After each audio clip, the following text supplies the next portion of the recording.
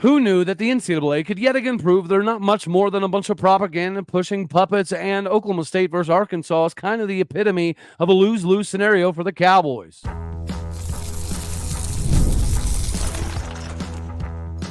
You are Locked On Oklahoma State, your daily podcast on the Oklahoma State Cowboys, part of the Locked On Podcast Network, your team every day.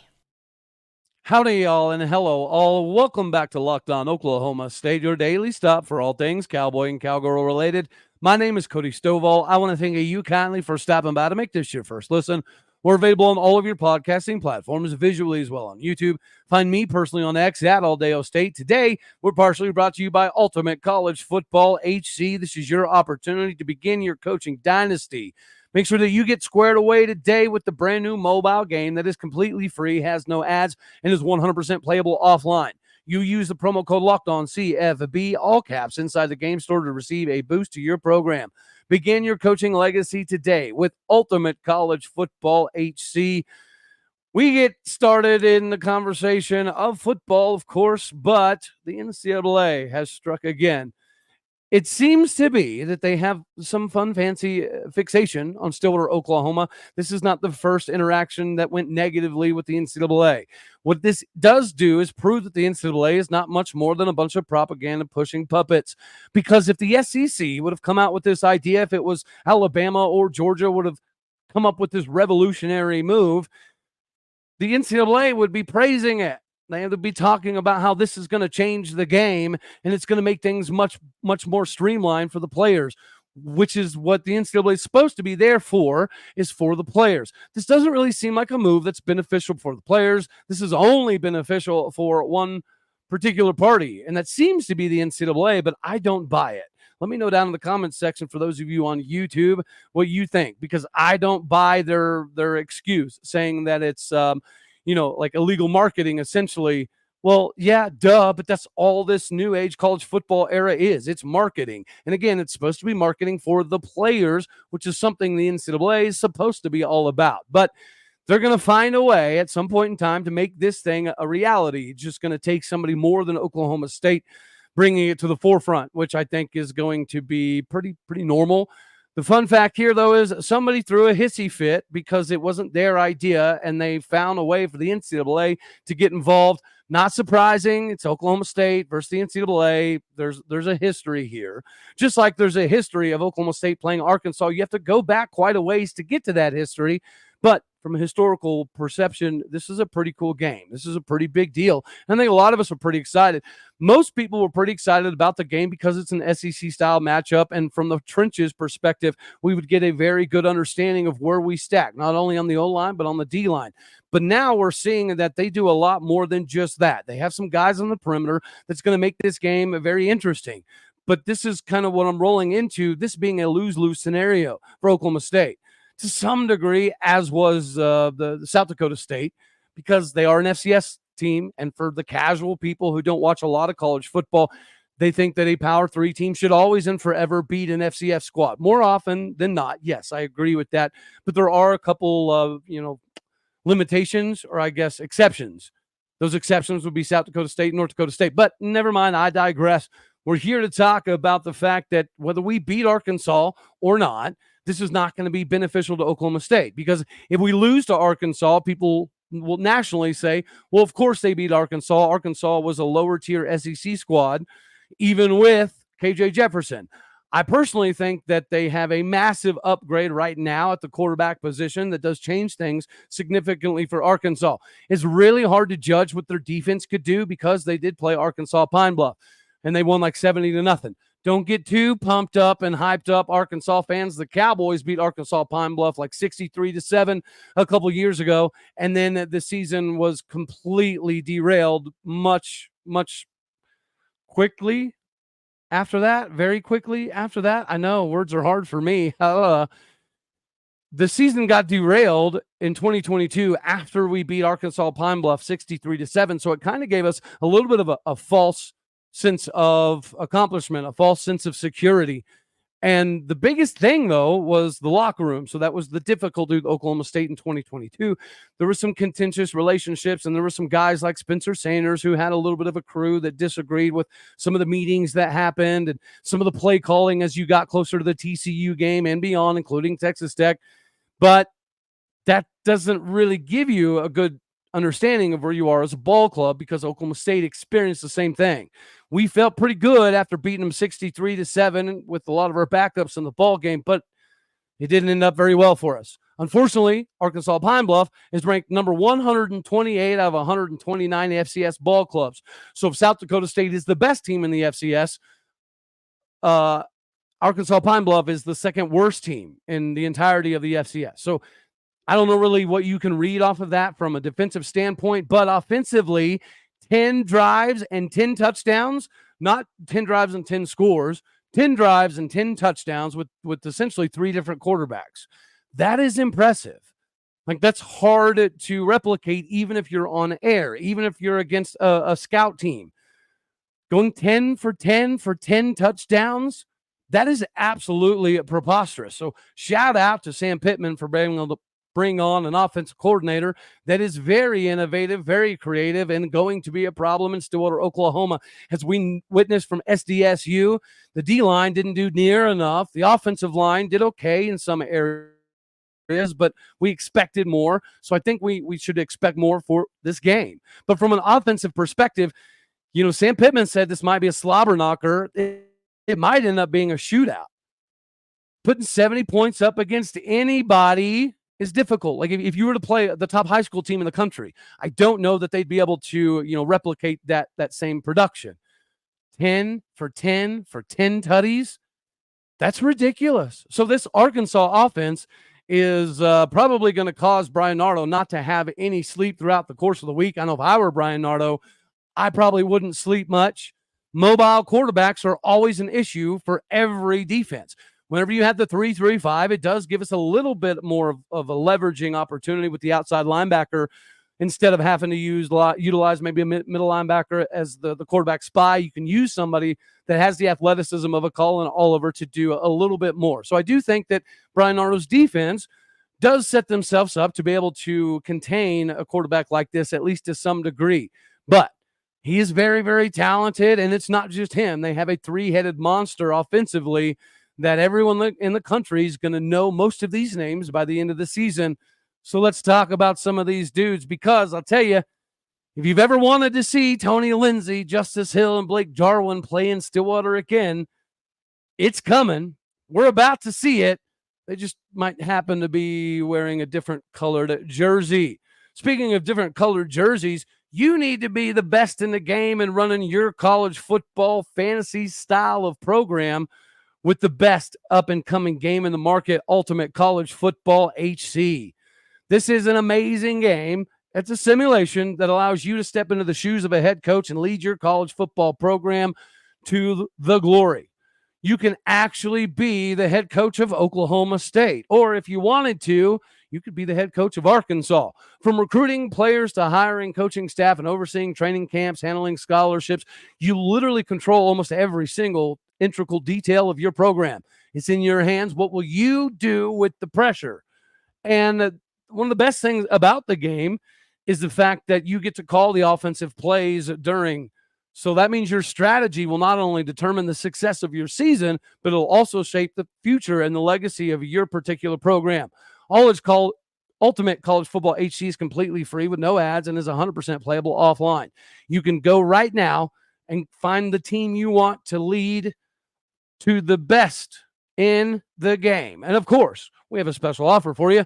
Use a promo code LOCKEDONCFB, all caps, inside the game store to receive a boost to your particular program. Make sure that you take advantage of this perk, as it will get your team off to a strong start. To download the game, just visit ultimate-cfb.com. That is ultimate-cfb.com, or look it up in the app stores. Ultimate College Football HC. Begin your coaching legacy today. Sam Pittman's coaching legacy at Arkansas has been a little up and down. They looked very promising at one point in time, then they're very disappointing at another point in time. Then they had to kind of reach into the portal to try to kind of make this thing make more sense. Well, it appears as though they have done so by grabbing somebody out of Boise State that I think is very reminiscent of a Tony Lindsay. Guys, I don't know if I want to go too far, but outside of that, they also have somebody that I think is very reminiscent to Justice Hill. And outside of that, they have a tight end that should never have gotten outside of the state of Oklahoma because he's from Bixby. But Luke Haaz, all right, Jaquindon Jackson is a bad mamma jamma. And then the quarterback, the transfer from Boise State, is phenomenal. Taylen Green. Now, he has some limitations throwing the ball, which is why I do feel like this is a fair comp. Tony Lindsay was a bad dude, and if he happened to get out of the pocket, he was going to be able to extend the game a little bit longer for him to find an open wide receiver. But at times, he would still miss open targets. I think that Taylen Green is somewhat comparable. That's why I went with somebody like a Tony Lindsay as opposed to maybe a Lamar Jackson, right? Athletically, you could put him up there towards the top or the upper echelon of quarterbacks in the country, let alone the SEC. And then the running back, who used to be a quarterback at Texas, converted to a running back at Utah, is now the main running back in Arkansas. And that dude is worth every penny if you're looking at price of admission. And then Luke Haaz, the Okie that got away. It's sad to see him at Arkansas. It's even more sad to see the fact that he absolutely is dominant. Like, he might be one of the best tight ends in the SEC right here. No, there's no might be. He is one of the best tight ends in the SEC right here, right now. So it goes beyond Taylen Green.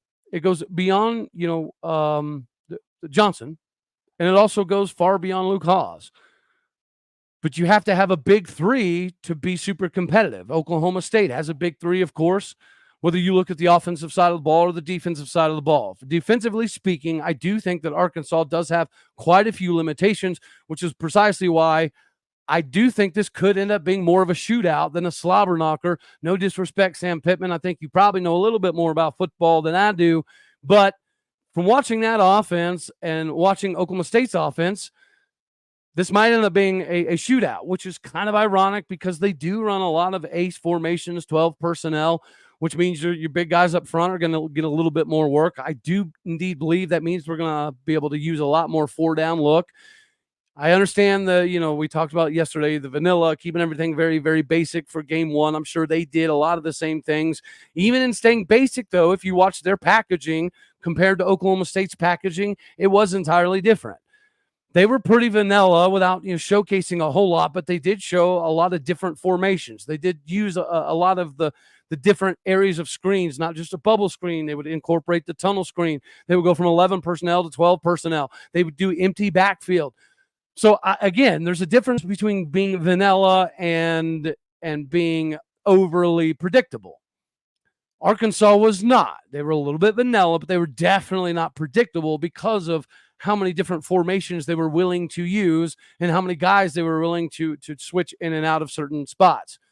Now, we're going to do a little bit more of a film breakdown, and today was supposed to be a film breakdown of SDSU, but let's face it, I jumped in to learn a little bit more about Taylen, the quarterback, and I ended up watching a lot of Arkansas stuff. Therefore, we're just going to hit you with the big week because it is a massive week. What went from, what seemingly should have been a W has now grown legs, and it's become something much more dynamic and much more interesting to watch.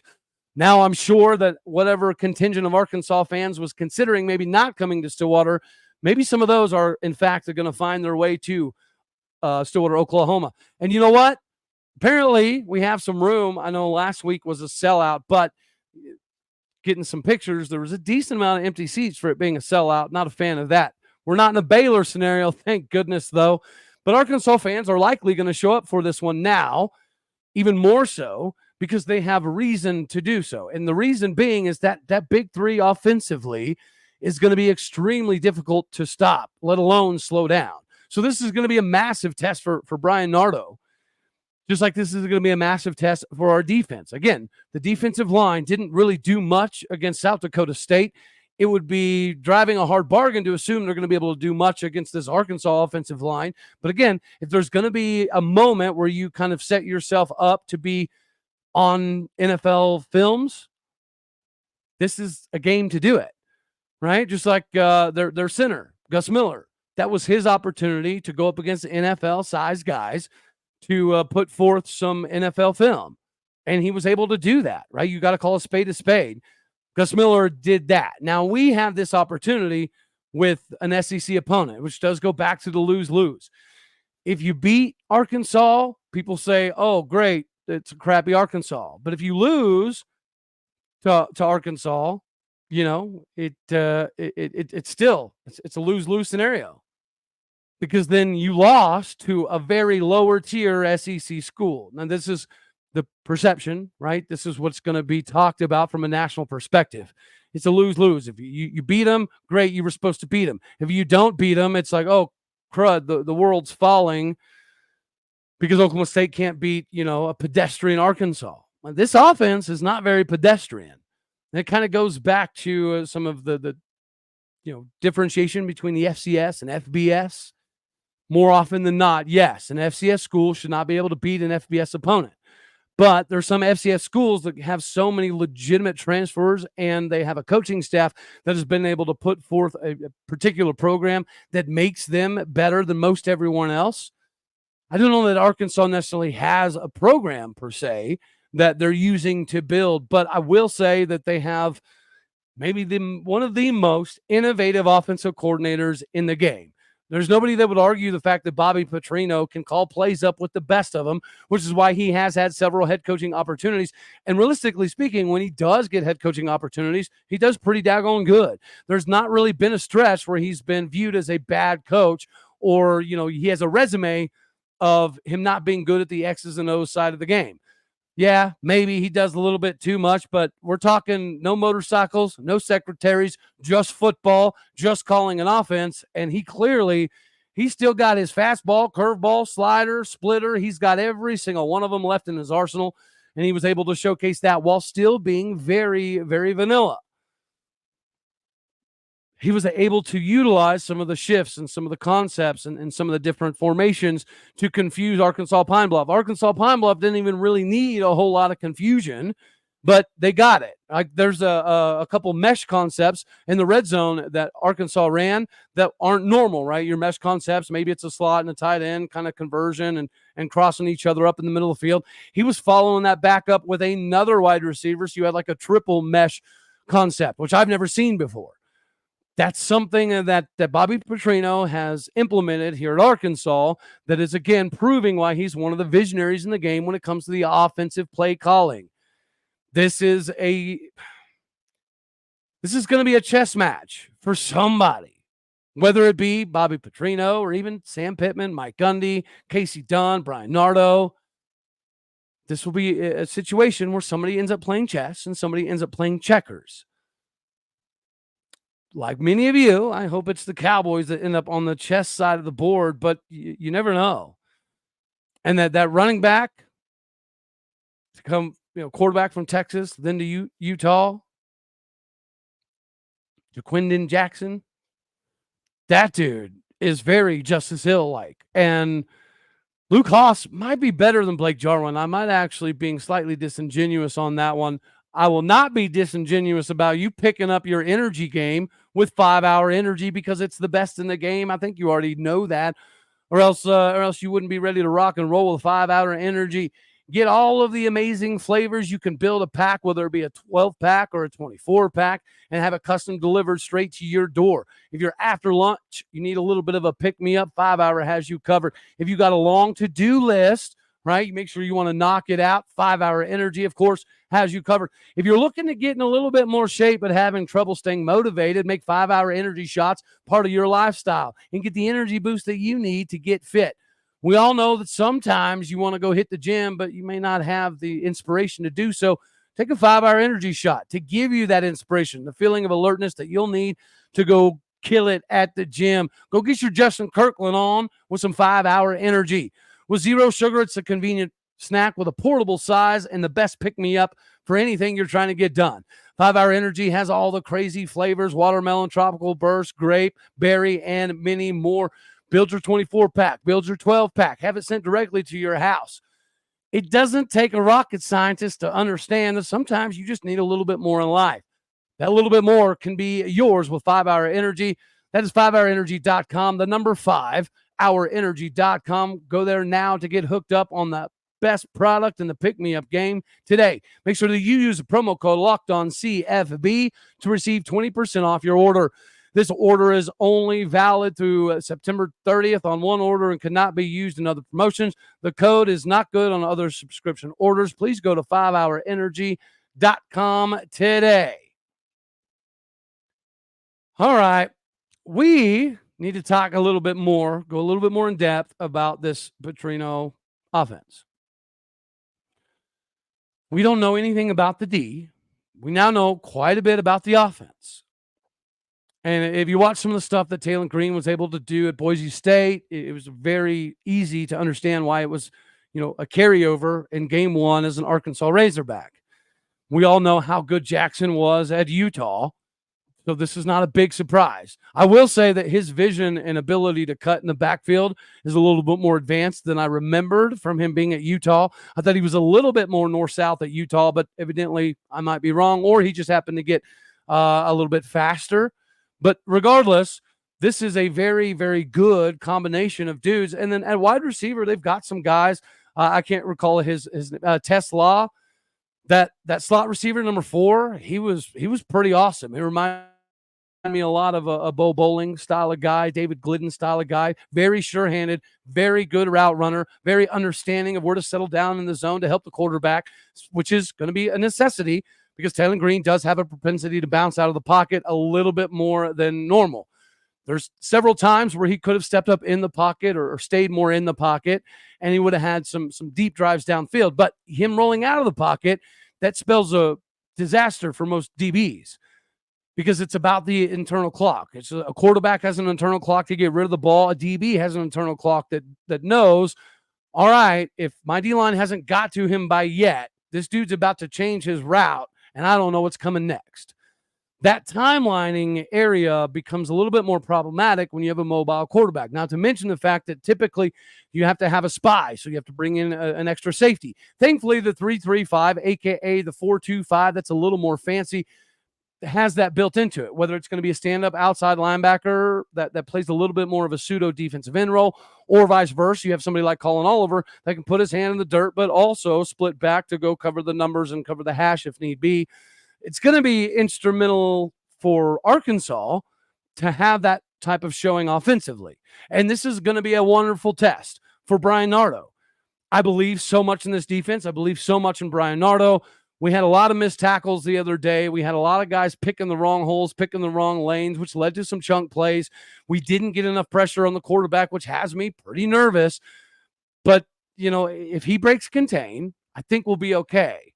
He will do better by staying in the pocket to at least some degree and buying himself a little more time. Because if we can't get a pass rush like we didn't really much of last week, then there's no need for him to do a bunch of running around, right? That's what we saw to Spencer Sanders. Spencer Sanders would sometimes just run for the sake of running, regardless of what was happening with the wide receivers. Taylen Green seems to have a little bit of that in him. So if we can force him to be uncomfortable, it could be a difficult game for him. Nothing at Arkansas Pine Bluff was going to be a difficult proposition for most anyone on the Arkansas squad. So I know what Sam Pittman had to say, but and I would love it to be a slobber knocker. I would. But it almost feels like what offense can do more, which is a cause for concern. Because if we get in a shootout that comes down to offensive, innovative play calling, I know I will catch some heat for this, but I'm not betting on Kasey Dunn. So this is more of a Bobby Petrino versus Bryan Nardo scenario for me. We need Bryan Nardo to step up and have his biggest game of all time. Yes, last year, he did chip in a lot in fourth quarters to equal wins. And even in this most recent game against South Dakota State University, The first, few plays in a drive, yes, we give up chunks. We have some issues, but they were 0 for 4 on fourth down, and they were like 3 for 15 or something like that on third down. So we still are able to step up in big moments under Bryan Nardo. Arkansas is going to rip off some chunk plays. They have more than enough speed and talent to make some things happen. But Bryan Nardo, this has got to be your day. This has to be your game. Because let's face it, there might not be another offensive coordinator in the Big 12 that is as creative, as innovative, and as aggressive as Bobby Petrino. It's kind of one of those things that you'd rather lose by 80 than not try to score 80 type of thing. AKA, you'd rather be insanely aggressive and give up some turnovers in a game that you maybe not supposed to win anyways, as opposed to the former. This cannot be a track meet, in my opinion. If it is a track meet, that means every possession matters significantly more. And if SDSU had a good game plan to slow down Ollie Gordon, which they were able to do, even though Ollie Gordon just got kicked up a notch from 104 yards to 126 yards, that screen dump pass that equaled a touchdown where he dodged like 5 dudes, that was in front of the line of scrimmage, so they're actually considering that, or behind the line of scrimmage, so they're considering that a run. So his 126 yards, yes, it was nice, right? But it ain't going to be enough to outscore this Arkansas offense. This needs to be a Bobby Petrino versus Bryan Nardo scenario. This does not need to be a Bobby Petrino versus Kasey Dunn scenario. Or maybe I will be pleasantly surprised, and Kasey Dunn was being extremely vanilla, too vanilla, but maybe purposely, against SDSU to save a bunch of the fun wrinkles for this game. Now, I know we'd like to hide a lot of stuff till Utah, but at this point in time, what does it matter? I mean, we didn't rotate any of the backups a whole lot when the game was out of hand, so that was a little bit confusing. So if we're going for broke, we're trying to step on the throat and put people out of their misery, we've got to see it this week. Now, I would love to be surprised by Kasey Dunn, right? And if it ends up in a shootout and he finds ways schematically to outduel Bobby Petrino, I promise you we'll have a show where we basically do nothing but praise Kasey Dunn, and I'll eat a little bit of crow. I do not want a shootout, though, between Petrino and Dunn. I don't want it. Let me know down in the comments section for my YouTube folks out there. Do you want a track meet between Kasey Dunn and Bobby Petrino, or would you rather see Bryan Nardo step up to the plate for more than just a quarter? He does really good at fourth quarters. He does really good on third down, really good on fourth down.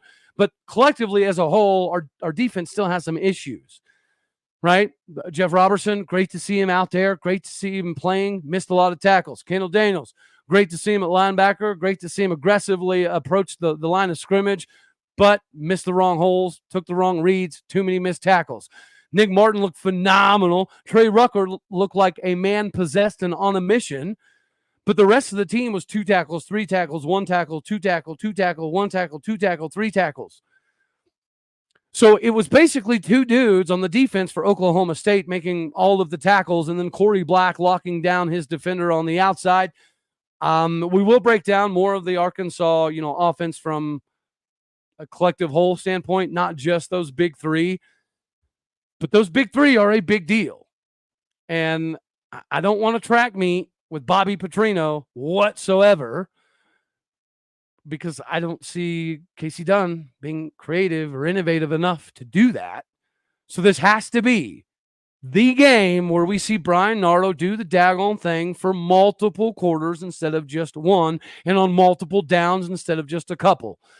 This is the game where Bryan Nardo needs to prove that he is a little bit of a chess master. We just haven't all been able to see it yet. From an eyeballs perspective, it's Arkansas. They just put up 70 points. They are in the SEC, a.k.a. the NCAA network.